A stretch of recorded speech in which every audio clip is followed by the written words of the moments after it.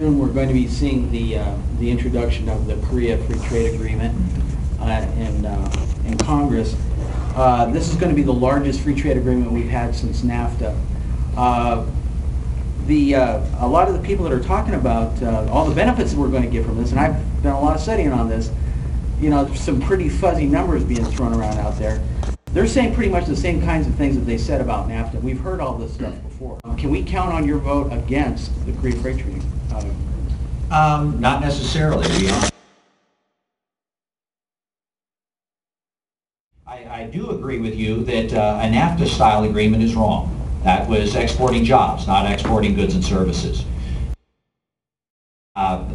With this new Democrat coalition I belong to, we had Ambassador Kirk in several times during the 111th Congress, the last Congress.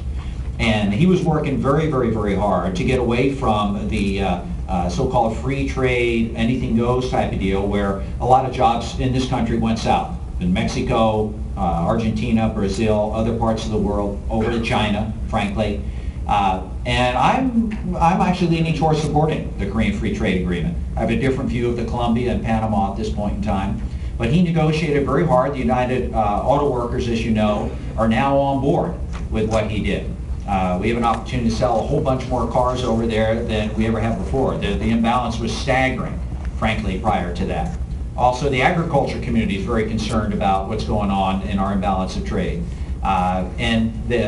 We worked hard with the beef people and the pork people to see if there was a way we could get a little bit better reciprocity going forward also. The other thing I'm insisting on is that the core labor standards that were in the Michaud bill are actually going to be part of the Korean Free Trade Agreement. I've been told that that's been part of the agreement, as are some of the environmental standards. So, and when I talk to labor, they're concerned, which I think is fair, about unfair playing field. You know, China doesn't have to deal with the same environmental standards. They don't have to deal with the labor issues, the working condition, all that stuff. So there's a concerted effort, as I understand. I haven't seen any final trade agreement yet at this point in time. But as it's been talked about, those things have been answered in large part. If that's not the case, then I'll have a different opinion at the end of the day. But please give me, your information you've got. That's helpful.